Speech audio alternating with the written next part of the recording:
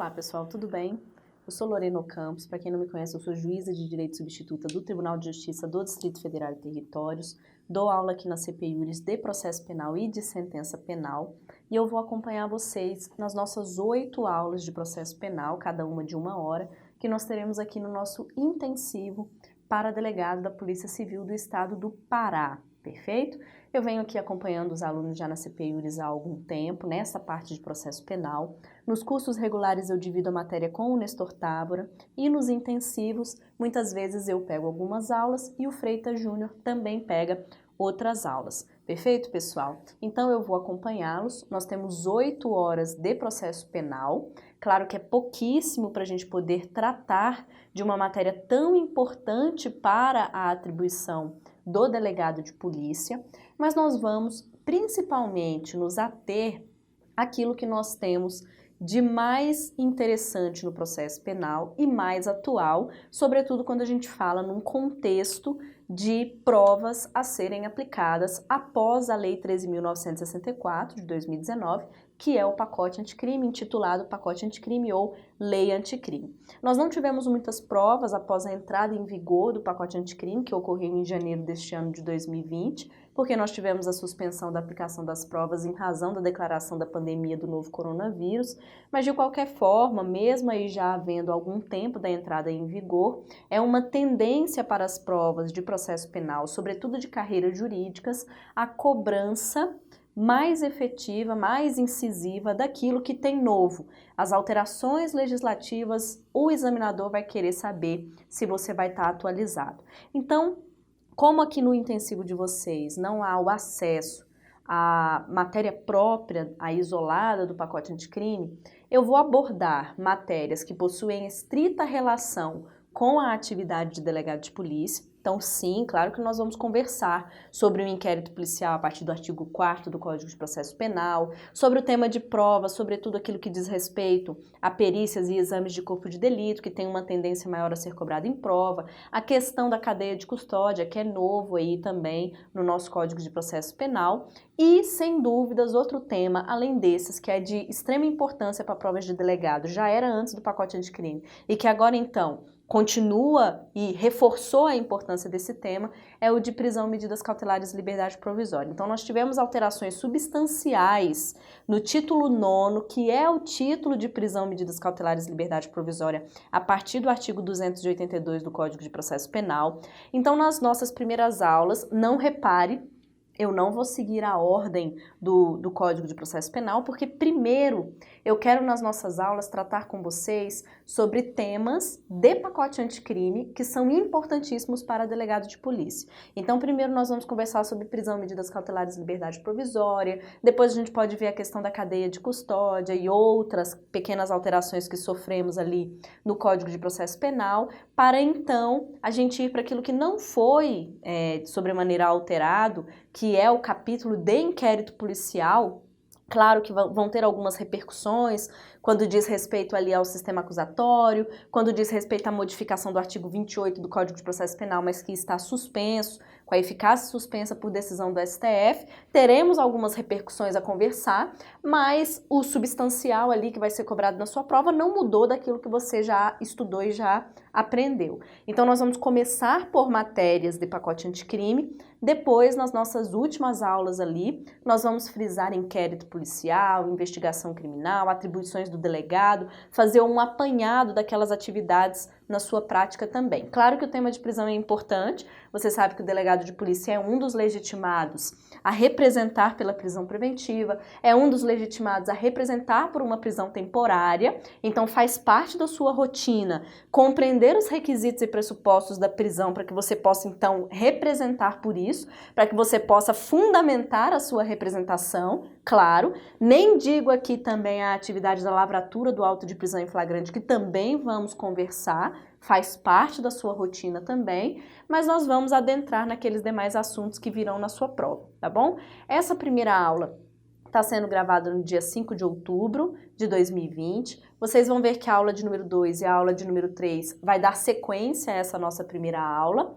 Essas outras 2 aulas eu já gravei também, mas eu utilizei tanto para vocês quanto ali no concurso, no nosso intensivo também de delegado da Polícia Federal, que querendo ou não, a doutrina e a jurisprudência envolve a mesma coisa para vocês saberem. Então eu gosto sempre de gravar essa primeira aula de forma mais específica, em que eu faço essa introdução, eu explico para vocês como vai ser o curso, eu faço um apanhado já de início, colocando ali um viés nas suas atividades de delegado.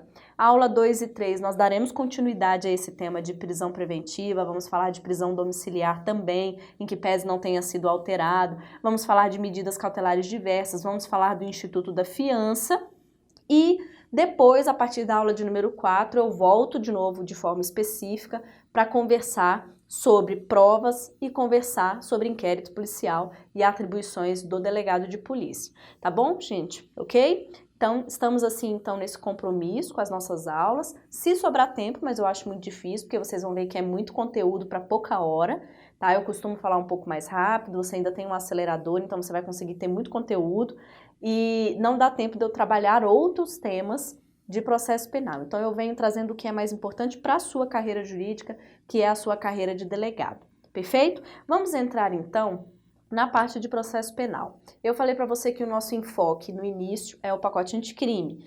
Você já deve ter ouvido muito falar sobre ele, não é isso? Desde janeiro até agora, outubro, está sendo muito falado, muito provavelmente você atualizou aí o seu livro de processo penal, atualizou o seu vade-mecum, está de olho na jurisprudência e tem que ser mesmo.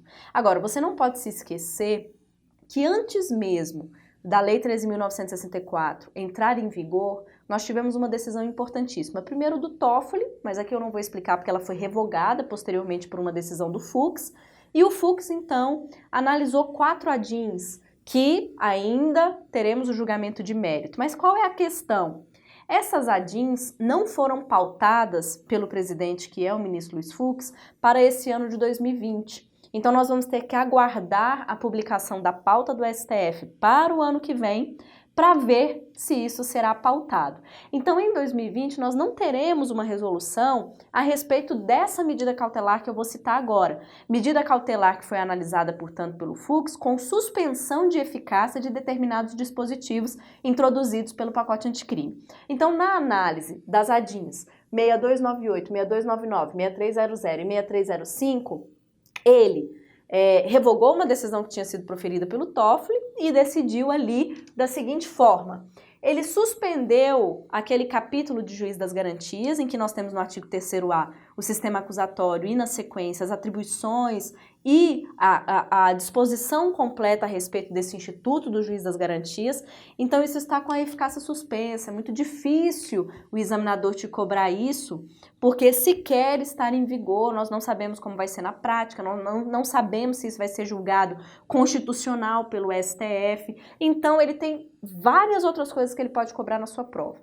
Outros artigos que estão suspensos. O 157, parágrafo 5º, também está com suspensão. Era aquele artigo que dizia que o magistrado que tomou conhecimento daquela prova que foi declarada ilícita, ele não vai poder julgar, porque mesmo que tenha desentranhado aquela prova dos autos, na forma do 157, querendo ou não, aquele magistrado já soube o que estava ali. E isso pode influenciar na cabeça dele, na convicção dele. Então ficaria um substituto para que aquele juiz não fosse contaminado no momento do julgamento, um substituto iria julgar aquele processo caso tivesse o reconhecimento de uma prova ilícita. Mas essa disposição não está sendo aplicada, suspensão de eficácia. Outra que nós temos a suspensão ainda é o artigo 28, a nova sistemática de arquivamento do inquérito policial, que retira o controle judicial dessa questão do arquivamento. Nós vamos frisar isso melhor nas nossas aulas de inquérito policial, que vão ser as últimas, provavelmente as 2 ou 3 últimas dessas nossas 8 aulas. Nós vamos conversar tudo sobre inquérito policial. E aí eu vou até fazer uma comparação como é o que a gente faz na prática, já que está suspenso, e como que seria esse novo artigo 28. Mas lembrando, está com a eficácia suspensa, tá bom? Então, na prática, a gente nem soube como é esse novo 28. A gente continuou aplicando a sistemática anterior do controle judicial sobre as questões de arquivamento, sobre a promoção de arquivamento. E o último artigo que está com suspensão de eficácia é o artigo 310, parágrafo 4º, nós chegaremos a comentar sobre ele também. O STF ele vai discutir melhor essa questão do prazo de realização da audiência de custódia e a consequência pelo não cumprimento desse prazo. Será que 24 horas é um prazo razoável para se falar na realização da audiência de custódia? É possível cumprir esse prazo ou não? E se não fizer em 24 horas, qual vai ser a consequência? Vai ser realmente um relaxamento da prisão? Enfim, o STF vai discutir a respeito dessa disposição no CPP. Então, nós temos todas essas suspensões, são artigos que eu diria assim, que você não precisa se preocupar tanto para uma prova objetiva, né? Como eu falei, é muito inseguro o examinador cobrar isso antes que o STF decida sobre a constitucionalidade ou não. Imagina se ele cobra, aí se responde lá de acordo com o artigo 28, o novo. E aí vem o STF e diz que é inconstitucional, ou qualquer outra dessa disposição. Vai ficar uma situação meio complicada, na verdade a banca teria que anular essa questão, né, assim, vamos dizer. Então gera uma insegurança maior para o examinador cobrar, muito provavelmente ele vai cobrar outras disposições, como eu falei, a gente tem várias, não só no âmbito do processo penal, como no penal e na legislação extravagante. Então ele tem muita coisa para cobrar de você na sua prova de delegado, principalmente que cai muito essa questão da justiça criminal, né, da atuação criminal, tá bom? Entrando então nas nossas aulas, a gente começa hoje mais uma disposição referente ao auto de prisão em flagrante.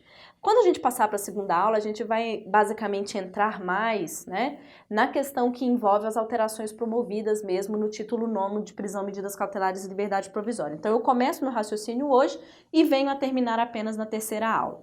Quando a gente fala de prisão, e esse tema, como eu disse, é muito importante na sua atuação, porque você que vai lavrar o auto de prisão em flagrante, você que mesmo que não tenha uma situação de flagrância, pode representar por uma prisão preventiva, ou até mesmo com a lavratura do auto de prisão em flagrante, pode junto mandar uma representação pela prisão preventiva ou representar por uma prisão temporária, sem dúvidas é um tema importantíssimo para a sua atuação. O examinador sabe disso e o examinador vai cobrar isso na sua prova. Sempre cai alguma disposição do título 9º em provas de delegado de polícia. Quando a gente fala de prisão, você tem que lembrar que nós temos prisões provisórias e prisões quando já tem uma sentença definitiva.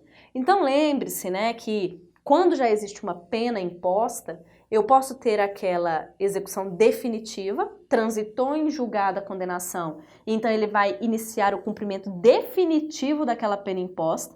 E antigamente nós tínhamos a possibilidade da execução provisória da pena, né? Quando confirmada em segundo grau, o que se fazia? Expedia um mandado de prisão para ele começar o início daquele cumprimento de pena, mesmo que fosse interposto recurso especial, mesmo que fosse interposto recurso extraordinário. No entanto, essa previsão da execução provisória da pena caiu. A partir de 2016 começou a ser aceito. Nós tivemos muita discussão a respeito da execução provisória ao longo desses últimos anos, principalmente por conta da Lava Jato, principalmente de várias pessoas, né, ex-políticos ou pessoas de grande relevância na história do Brasil e que tiveram a execução provisória determinada. Muitos escritórios levaram essas disposições com mais contundência para o STF e isso começou a ser discutido, debatido, mas sempre um placar muito apertado. No entanto, em novembro de 2019, vamos aí completar um ano desse julgado, porque foi 7 de novembro de 2019, o STF então julgou o mérito das ADCs, que era 43, 44 e 54, que analisavam a constitucionalidade da execução provisória da pena. Finalmente foi o mérito. E na análise desse mérito, por 6-5, ficou decidido pela impossibilidade da execução provisória da pena. Então, hoje, de regra, porque nós vamos ver uma exceção trazida pelo pacote anticrime, de regra, eu não tenho possibilidade de execução provisória da pena. Então, se o João lá praticou um delito de roubo, ficou preso durante o processo, chegou na sentença, vamos supor que houve uma condenação em primeira instância. Depois subiu a apelação da defesa para a segunda instância. Os desembargadores confirmaram aquela condenação a 5 anos e 4 meses. Vamos botar aí, 5 anos e 4 meses de reclusão. Um roubo majorado. Geralmente dá mais ou menos isso. E determinou que ele iniciasse o cumprimento da pena.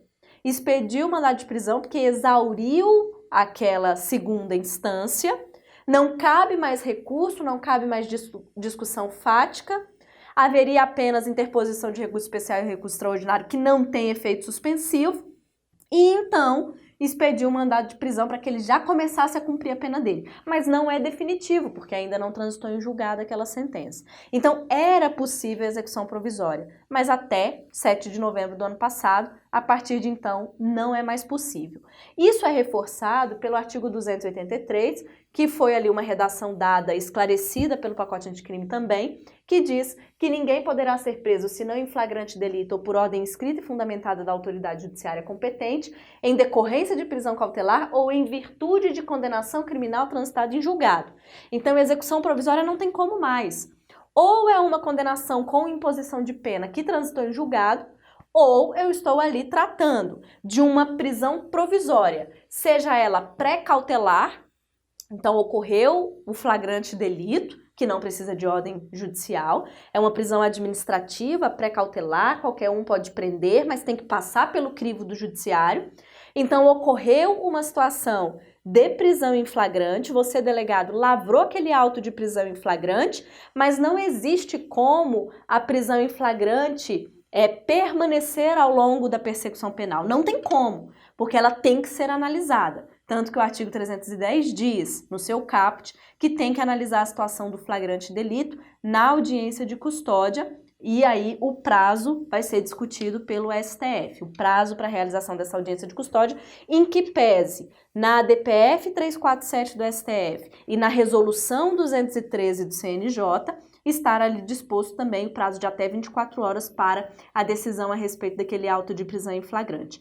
Ou, se não foi uma prisão pré-cautelar administrativa que passa pelo crivo do judiciário, já passou pelo crivo do judiciário, porque é uma prisão provisória ou cautelar como prisão preventiva, que nós vamos estudar os artigos 311 e seguintes, em que do 311 até o 316 nós tivemos alterações substanciais, o único artigo que não foi alterado foi o 314, e vamos estudar também a prisão temporária. No finalzinho a gente vai fazer uma comparação de prisão preventiva com prisão temporária, mas quanto à prisão temporária não foi nada alterado pelo pacote anticrime. Então nós vamos estudar esse contexto, né? Eu não vou falar sobre execução provisória, mas eu quero que você leia o artigo 492, quando tem o inciso 1, a linha E.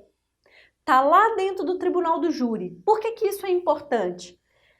Apesar, né, de, em 7 de novembro de 2019, o STF ter decidido que não é possível a execução provisória da pena, apesar de ter tido o reforço no 283, demonstrando, de acordo com a Constituição Federal, que apenas é possível uma execução definitiva daquela pena, ou seja, após o trânsito em julgado, nós tivemos uma reação legislativa, porque há uma discussão a respeito do Instituto do Tribunal do Júri e da decisão proferida pelos jurados, se, como ela tem uma soberania de veredicto, se ela já não poderia ser imediatamente executada, já com a decisão dos jurados ali no plenário do Tribunal do Júri.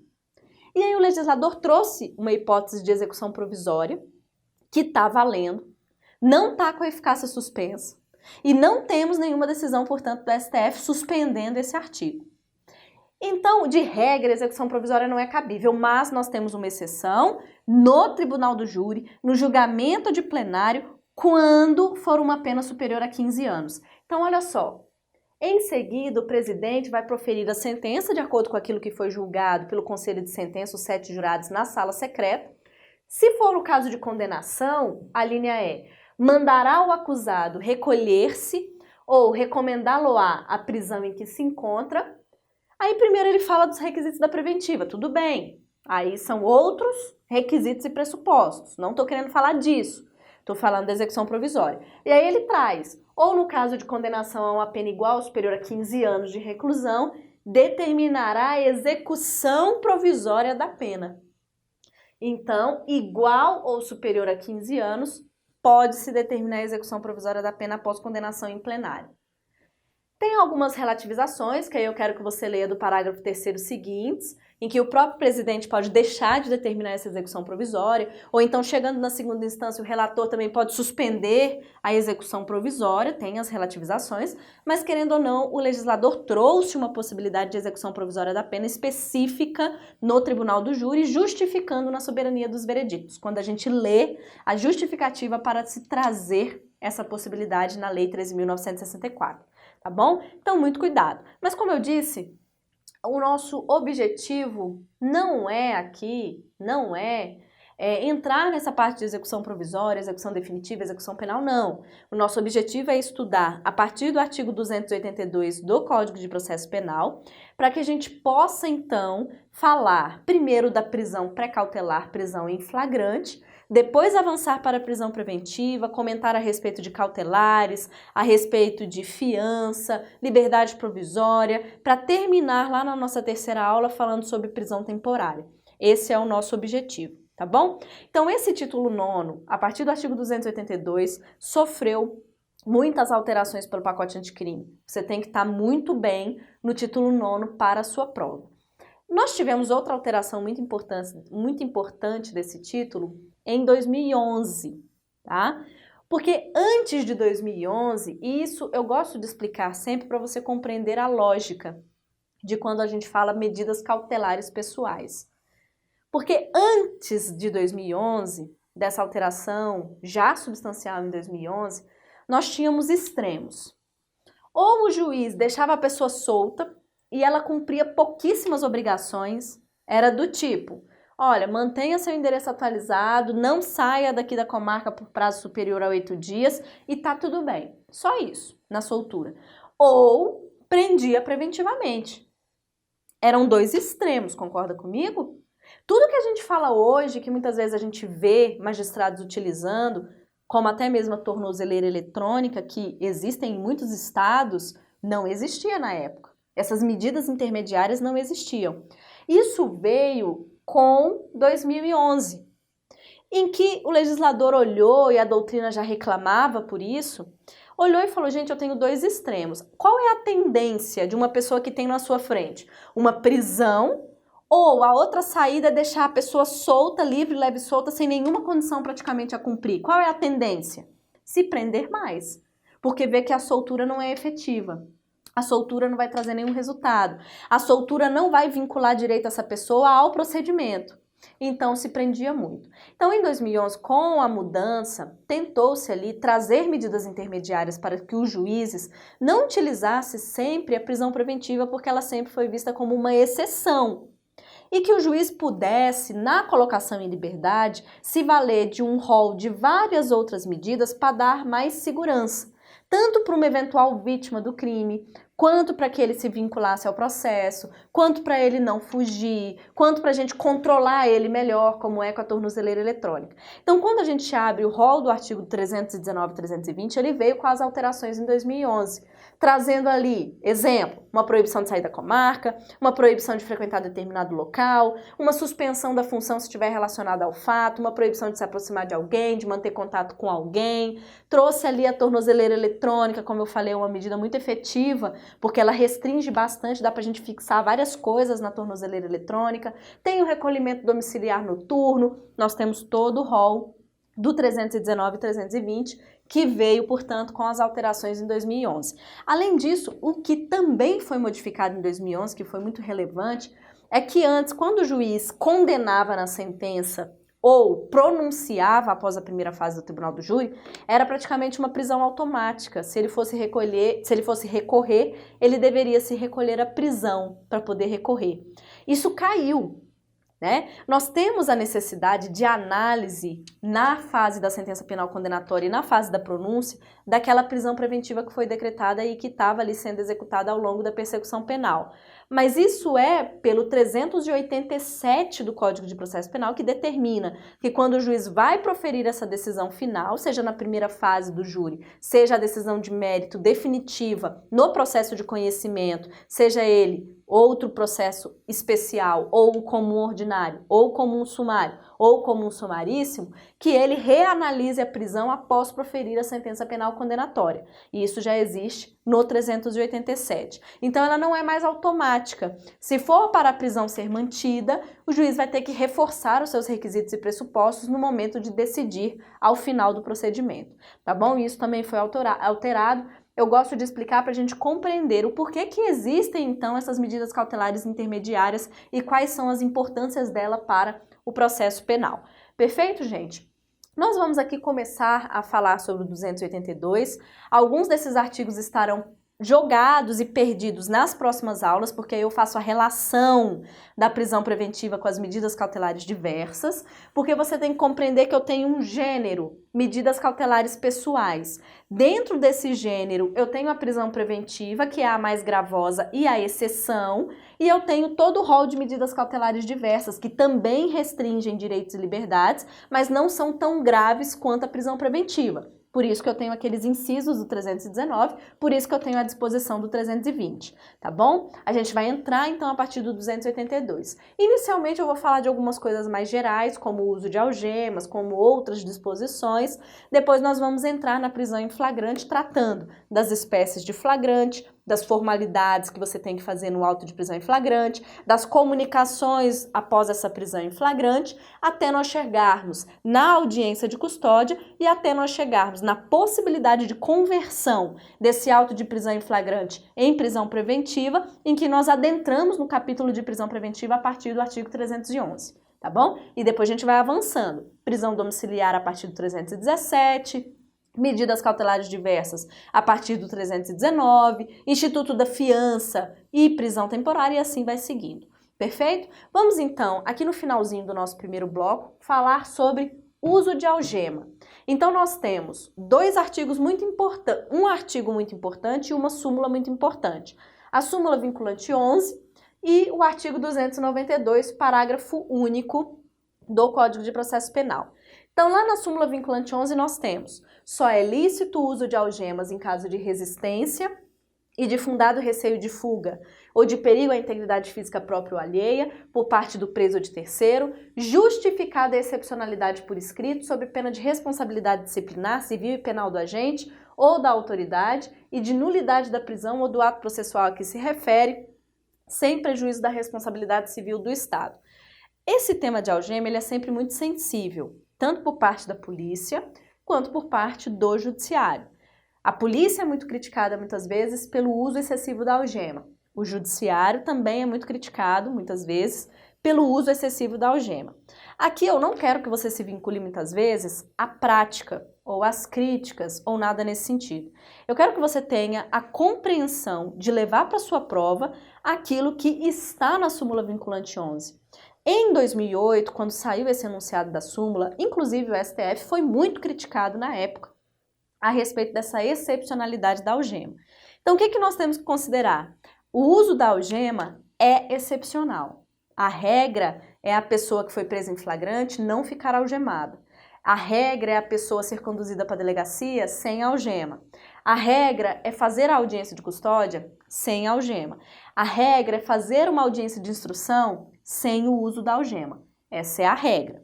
Mas eu não quero que você vincule à prática. Como exceção, é claro que eu tenho algumas situações. Eu posso ter uma situação que no momento que você foi prender ele em flagrante ele tentou fugir, ou existe um receio muito grande de fuga, ele resistiu à prisão, ou existe um perigo. Por quê? Porque ele é integrante de uma organização criminosa, podem tentar ali fazer o resgate dele, enfim. A súmula me traz algumas exceções, só que essa exceção tem que ser justificada por escrito, sob pena de você responder na sua atividade policial, sob pena de eu, Lorena juíza, responder na minha atividade judicial. Então, quando você faz um auto de prisão em flagrante que você precisou usar algema, você vai justificar no auto de prisão em flagrante o porquê você usou a algema. Quando eu faço uma audiência que eu mantive o preso algemado, eu tenho que justificar na minha ata de audiência o porquê que eu mantive ele algemado. exatamente para demonstrar que foi uma excepcionalidade justificada na súmula vinculante, para que eu não responda por um uso ilegal da algema, porque isso é proibido. Então, a regra é não estar algemado, a exceção é só ser algemado nessas situações. E o parágrafo único do 292 traz uma vedação peremptória. Aquela mulher que está presa e que está na realização para o parto, ou acabou de ter o seu filho no período de puerpério imediato, ela não pode ser algemada. É uma vedação expressa, não existe exceção. Perfeito, pessoal? Vamos finalizar o nosso primeiro bloco, daqui a pouco a gente volta. Bom, pessoal, voltando para o nosso bloco de número 2, a gente entra então a partir do artigo 301 para que a gente trate um pouco a respeito de prisão em flagrante, tá bom? Pelo menos para que a gente fale a respeito dos artigos principais do artigo 301 até o artigo 310. A gente tem algumas disposições bem literais para cair em prova, como a do artigo 301, que trata daquela questão da legitimidade para se prender. Então, nós temos ali uma divisão doutrinária de um flagrante com legitimidade obrigatória e um flagrante facultativo. Então, no 301, última parte, nós temos ali o dever de que aqueles agentes e autoridades policiais realizem a prisão quando estiver diante de uma situação dessas. Já para qualquer do povo que passe e veja uma situação flagrancial, não há um dever de agir, mas sim uma faculdade. Por isso que a lei utiliza pode vir a prender em flagrante. Então, artigo 301, primeira parte, divisão de flagrante facultativo e flagrante obrigatório. Uma segunda disposição, bem letra de lei, quando cai em prova, diz respeito ao flagrante nas infrações permanentes, que é o artigo 303. Então, se eu tenho uma situação, por exemplo, de um sequestro, enquanto a vítima estiver em poder do agente, enquanto perdurar essa infração permanente, enquanto perdurar o sequestro, estará numa situação flagrancial apta a permitir a detenção e condução para a delegacia. Então, tem ali, a vítima está em poder do agente num sequestro há X horas, tantos dias, tantos meses. Durante todo esse tempo, existiu uma situação flagrancial. Quando nós vamos para o artigo 302, aí nós temos um complemento do 302 com a doutrina e com a legislação extravagante.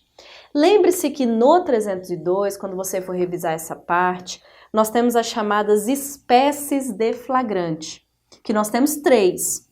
No inciso 1 e no inciso 2, nós temos aquele flagrante próprio, aquele flagrante real, aquele flagrante perfeito. A pessoa estava cometendo a infração, ela tinha acabado de cometer a infração. Então, é algo muito claro a respeito da situação flagrancial. É algo muito claro até para se verificar a existência do crime e os indícios de autoria. Então, inciso 1 e 2, flagrante próprio, perfeito ou real. Quando eu vou para o inciso 3º, eu tenho o chamado flagrante impróprio, flagrante imperfeito, quase flagrante. E aí dispõe o inciso 3º, é perseguido logo após pela autoridade, pelo ofendido ou por qualquer pessoa em situação que faça presumir ser autor da infração. Então, houve um elemento importante aqui que é a perseguição. Então, no momento que a polícia estava fazendo uma ronda, a polícia ostensiva, a polícia militar estava fazendo uma ronda, viu um delito de roubo ocorrendo. A vítima gritou, só que o autor do fato conseguiu fugir. Imediatamente se iniciou uma perseguição, que pode durar horas, pode.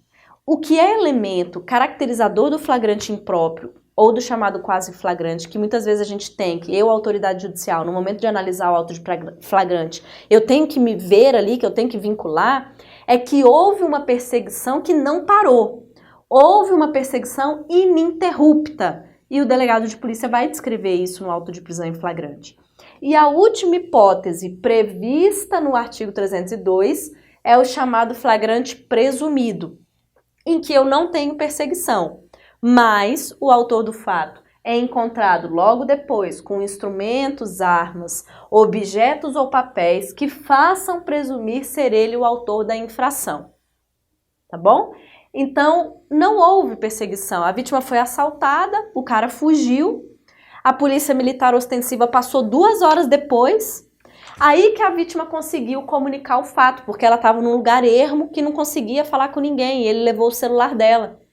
2 horas depois passou a polícia e ela falou, olha, acabei de ser assaltada, tem 1 hora, 2 horas mais ou menos, por um agente que levou minha bolsa e meu celular, ele estava com uma faca para me ameaçar, e ele era alto, loiro, de cabelo raspado, ele tinha uma tatuagem no braço, que eu não consegui ver o que era, mas era uma tatuagem no braço, ele estava de bermuda jeans e uma camiseta polo. E com base nas características pessoais, nos instrumentos roubados, a polícia começa a diligenciar. Pode ser que ele seja encontrado ali no final do dia, ali no dia seguinte, desde que haja esse vínculo, com os pertences da vítima, ou com a mesma roupa, ou com a faca utilizada no crime, e aí ele é conduzido para a delegacia e na delegacia fará o reconhecimento pessoal para ver se realmente se tratava dele. Então, nós temos espécies de flagrante no artigo 302, mas eles não se exaurem aí. Nós temos na doutrina e na legislação extravagante outras 2 hipóteses de flagrante legal, que é o chamado flagrante esperado e também aquele flagrante postergado, aquela ação controlada, aquele flagrante controlado, aquele flagrante diferido, que eu encontro lá na lei de organização criminosa e encontro na lei de drogas, por exemplo. Tá? Agora, eu tenho também na doutrina 2 hipóteses de flagrantes ilegais, que se ocorrerem, se porventura forem presos e esse auto for para o juiz, ele vai declarar a ilegalidade daquela situação flagrancial, fazendo o relaxamento da prisão, que a Constituição é muito clara ao dispor que no caso de ilegalidade o flagrante deve ser relaxado. Tá bom, gente? Então, quais são essas 2 espécies? O chamado flagrante provocado, aquele delito de ensaio, aquela provocação, preparação que houve, vamos supor, por um agente de polícia, mas que o delito nunca se consumaria, porque desde antes aquela suposta vítima sabia que o autor ia tentar praticar o crime. O flagrante provocado é ilegal. E o flagrante forjado. Quanto ao flagrante forjado, a situação é ainda pior. A pessoa sequer cogitou ou pensou em praticar o crime, mas foi ali forjado, colocaram uma arma no carro dela, colocaram uma droga na casa dela. Ela jamais praticaria aquele crime, mas foi maquinado, mas foi forjado, foi feito contra ela. Então são 2 espécies ilegais. Quando nós tratamos do flagrante preparado ou flagrante provocado, nós temos o entendimento da súmula 145 do STF e também reforçado pela jurisprudência em teses do STJ, tudo nesse sentido. Então não há crime, por isso ele é ilegal. Não há crime quando a preparação do flagrante pela polícia torna impossível a sua consumação, porque desde antes já se sabe. Então não seria uma vítima, efetivamente. Então, flagrante ilegal. Agora, nós temos que ter cuidado com a alteração promovida lá no artigo 33, parágrafo 4º da Lei de Drogas, porque traz uma espécie de flagrante válido. Então, leia lá, tá? Mesmo antes desta alteração promovida lá na Lei de Drogas, já era possível se falar em situação flagrancial, mesmo nessa hipótese de preparação, quando eu tinha uma situação de prévia investigação e quando aquele autor do fato já estava praticando o delito.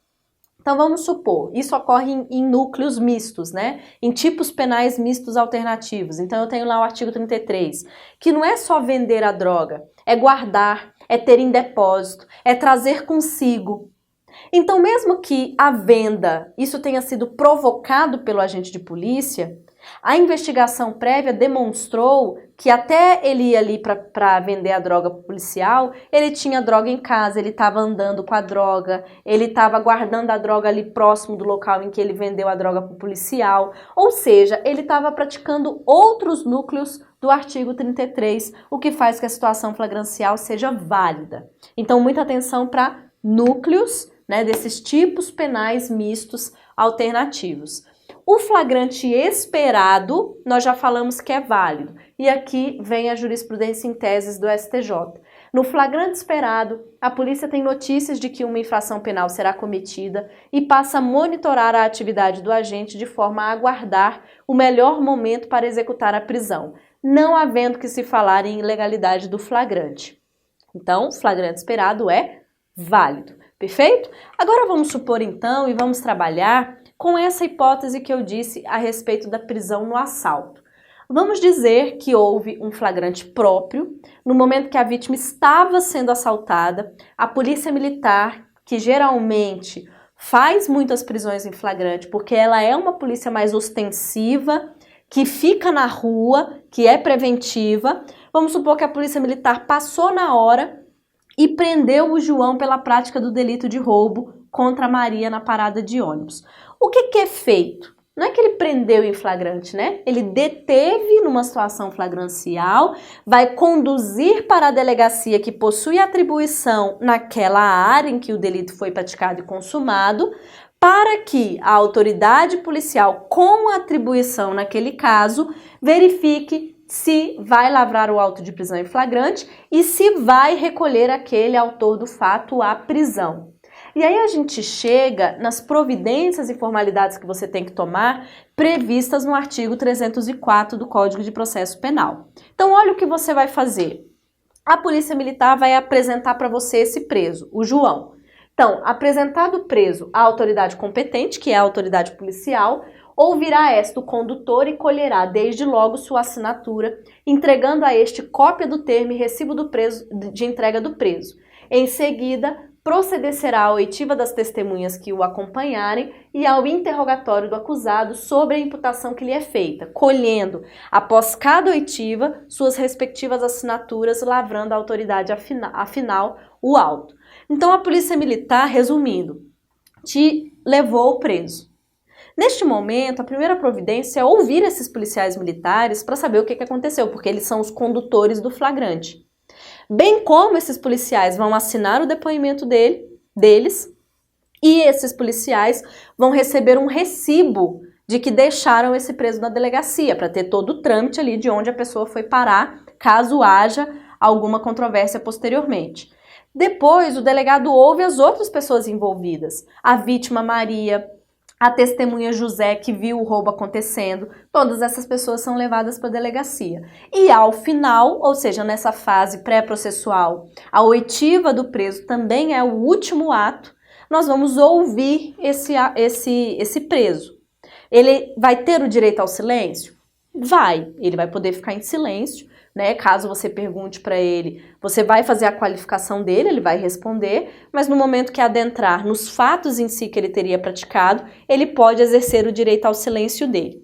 Se após todas essas providências você chegar à conclusão que o João tem indícios de que ele praticou esse roubo, você vai fazer o quê? Recolher o João à prisão, colocar ele no corró da delegacia e terminar ali de fazer o auto de prisão em flagrante para poder remeter ao Poder Judiciário tanto o preso quanto o auto de prisão em flagrante para que se realize a audiência de custódia. Nesta oitiva do João, no momento da qualificação dele, é importante que você pergunte o seguinte, parágrafo 4º.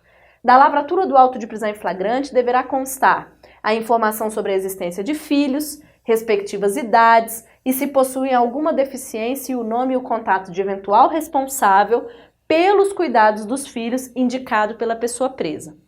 Por quê? Porque aquela pessoa que está presa e que vai permanecer presa até a análise pelo Poder Judiciário, ele pode ser o único responsável por uma criança, o único responsável por um adolescente.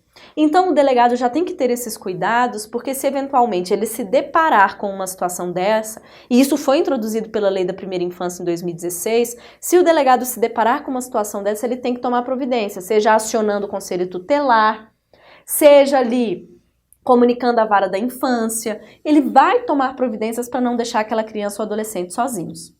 Para a gente finalizar o artigo 304, nós temos o parágrafo 2º e o parágrafo 3º, que nos trazem espécies da chamada testemunha instrumentária.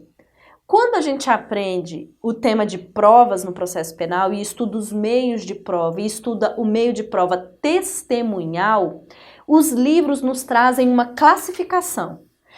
Tem a testemunha direta, indireta, própria, imprópria, tem a testemunha do juízo, tem a testemunha de beatificação e temos a testemunha instrumentária. Por que instrumentária? Sobre o fato em si, sobre esse roubo que foi praticado na parada de ônibus, essa testemunha não sabe nada, não sabe. No entanto, ela vem para a persecução penal, e aqui nesta fase mesmo pré-processual, para dar regularidade a um ato que está sendo praticado. Então vocês vão ver que pode ser que a infração penal não tenha testemunha ocular. Não tem testemunha. Isso é possível? Sim, é possível prender em flagrante sem testemunha. Tem só o depoimento da vítima, um estupro de vulnerável, vamos dizer assim. Ou então o fato é comprovado por outros meios, uma imagem, um documento, e não tem testemunha. E aí, para suprir a ausência de testemunha exigida no caput, eu tenho uma forma de suprir. Quando o preso é ouvido, ele tem que assinar o depoimento dele. Mesmo que ele tenha ficado em silêncio, ele tem que assinar. Ele tem que assinar a nota de culpa, que é aquele documento que ele toma ciência do que está sendo praticado contra ele, da prisão dele, do motivo da prisão, de quem o prendeu. Mas ele pode se recusar a assinar. Ele pode dizer que não quer assinar, que não consegue assinar, que não sabe assinar, para suprir a ausência da ciência, que é a assinatura. A gente tem testemunhas instrumentárias que comprovam que ele tomou ciência. Então, olha lá, parágrafo 2º. A falta de testemunhas da infração não impedirá o auto de prisão em flagrante, mas, nesse caso, com o condutor deverão assiná-lo pelo menos 2 pessoas que hajam testemunhado a apresentação do preso à autoridade. Parágrafo 3º. Quando o acusado se recusar a assinar, não souber, não puder assinar, o auto de prisão em flagrante será assinado por 2 testemunhas que tenham ouvido sua leitura na presença desse. Então, sempre formas de suprir irregularidades presentes no auto, mas que o próprio legislador previu quais as providências que você vai tomar para concluir aquele auto de prisão em flagrante caso ocorra essa situação. E vamos supor, então, que você concluiu o auto de prisão em flagrante. E aí você vai fazer o quê? Remeter para o Poder Judiciário. Então, olha o parágrafo 1º. Em até 24 horas após a realização da prisão, será encaminhado ao juiz, porque é ele que vai fazer a audiência de custódia, o auto de prisão em flagrante e, caso o autuado não indique advogado, também vai uma cópia para a Defensoria Pública para ela poder atuar na audiência de custódia. No mesmo prazo de até 24 horas após a realização da prisão, vai ser entregue ao preso a chamada nota de culpa. O que é essa nota de culpa? A ciência do porquê ele está preso. Então, nesse documento que fica uma via no auto de prisão em flagrante assinada pelo preso e outra via é entregue para ele, está constando ali o motivo pelo qual ele está preso, o nome do condutor do flagrante e as testemunhas daquele flagrante. Bom, as comunicações previstas no caput do artigo 306 são aquelas constitucionais, né, do artigo 5º. Quando alguém vai preso, ela tem o direito lá a ligar para alguém na delegacia, seja um familiar ou o telefone que ela indique. As pessoas precisam saber o local e aonde que ela está presa, né? Ou aonde ela está presa, o motivo para ela estar presa, para a família ou para essa pessoa, esse advogado, esse conhecido, poder tomar as providências necessárias. Tá bom? Então, essa comunicação do caput já está previsto na Constituição Federal. E aí chega, então, o auto de prisão em flagrante ao juiz.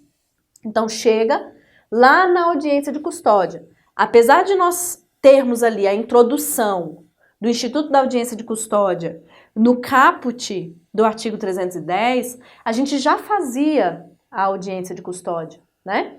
Por que já fazia? Desde 2015. Porque lá na ADPF 347, em 2015, aquela clássica do estado de coisas inconstitucional, do sistema prisional, o STF determinou que os tribunais fizessem a audiência de custódia. De 2014 para 2015, o CNJ, Conselho Nacional de Justiça, instituiu um projeto de implementação das audiências de custódia em todos os estados, em todos os tribunais. Tá? Nós temos a resolução 213 do CNJ desde 2015. Então, os estados começaram a fazer a audiência de custódia em 2015. Retirado de onde? Da Convenção Americana de Direitos Humanos, também chamado de Pacto de São José da Costa Rica, e do Pacto Internacional de Direitos Civis e Políticos. Nós somos signatários de ambos há muitos anos. A convenção, por exemplo, desde 1992. E lá nesses tratados internacionais que já são incorporados ao nosso ordenamento, como eu falei, há muitos anos, prevê a necessidade de apresentação pessoal de pessoas que foram detidas, de pessoas que foram presas. Então, esta apresentação seria presencial, pessoal, numa audiência. E aí aqui se deu o nome de audiência de custódia, né? Em 2015 começaram a chamar assim, ficou comumente utilizado nesse termo, e o legislador então incluiu esse termo ao Código de Processo Penal. Mas a gente já fazia desde 2015. E aí na audiência de custódia, então, nós temos um contraditório prévio. Nós temos o Ministério Público, nós temos a defesa técnica, seja na figura de um advogado constituído ou de um defensor público. Nós ouvimos o preso e analisamos o que está escrito no auto de prisão em flagrante que você lavrou para decidir, então, se ele vai continuar preso ou não. Nós temos, no primeiro momento, a análise da legalidade daquela prisão. Se ela for ilegal, eu relaxo. Se ela for legal, eu homologo. Se for o caso de homologação, eu avanço para a análise de ou converter a prisão em flagrante em preventiva ou conceder a liberdade provisória com ou sem aquelas medidas diversas do 319 e 320, com ou sem o Instituto da Fiança como uma medida de contracautela, ou seja, ele pagar um valor para ser solto. Nós temos essa análise na audiência de custódia. Claro que nós temos outras finalidades da audiência, então para quem tiver curiosidade, pode ler a resolução 213 do CNJ, lá fala sobre encaminhamentos sociais, vulnerabilidades sociais, sobre prevenção e combate à tortura. Nós temos outras finalidades do Instituto, mas dentro do Código de Processo Penal, nós temos a análise sobre a situação flagrancial, seja olhando para trás e verificando se é tudo legal, ou seja, tem espécie lícita de flagrante e foram feitas as formalidades, seja olhando para frente e vendo, será que ele ainda precisa ficar preso ou ele pode ficar solto com obrigações a serem cumpridas e que eu posso adicionar as medidas cautelares diversas da prisão previstas no 319 e 320, tá bom?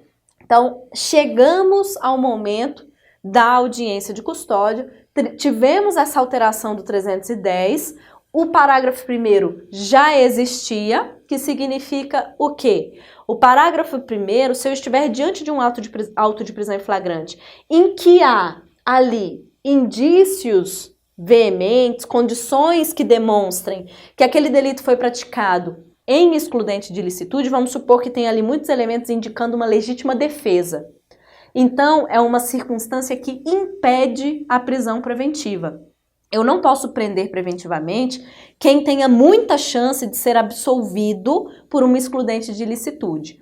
Isso está previsto tanto no 310, parágrafo 1º, quanto lá no 314, que já existia e não foi alterado. Então, são disposições que já existiam, circunstâncias impeditivas da conversão ou decretação da prisão preventiva.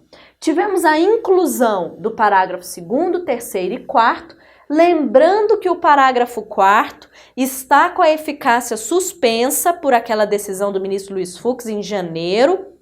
Então, nós temos que aguardar a manifestação do STF a respeito desse prazo para realização da custódia e a respeito da consequência pela sua não realização, se vai acarretar numa ilegalidade imediata dessa circunstância do flagrante. Tá bom, pessoal? A gente termina nossa primeira aula. Como eu te falei, nós vamos dar sequência a esse assunto na aula de número 2 e aula de número 3, que eu sigo esse mesmo raciocínio, agora numa visão mais dentro do Poder Judiciário, né? Porque agora é o juiz que vai decidir se converte ou não em prisão preventiva, é o juiz que vai decidir se decreta a prisão preventiva, mas lembrando que você é um dos legitimados a representar. Então, a gente vai tratar de todas as modificações do 311 até o 316, muito importantes, e vamos ainda falar sobre prisão domiciliar, medidas cautelares, fiança e prisão temporária, nas próximas 2 aulas, caso você queira antecipar o estudo desses temas. Tá bom, gente? Muito obrigada, então. Bons estudos a todos. Eu estou à disposição, tanto pela CP Iuris quanto pelas minhas mídias sociais, caso vocês queiram conversar comigo. Tá bom? Muito obrigada. Até mais. Tchau, tchau.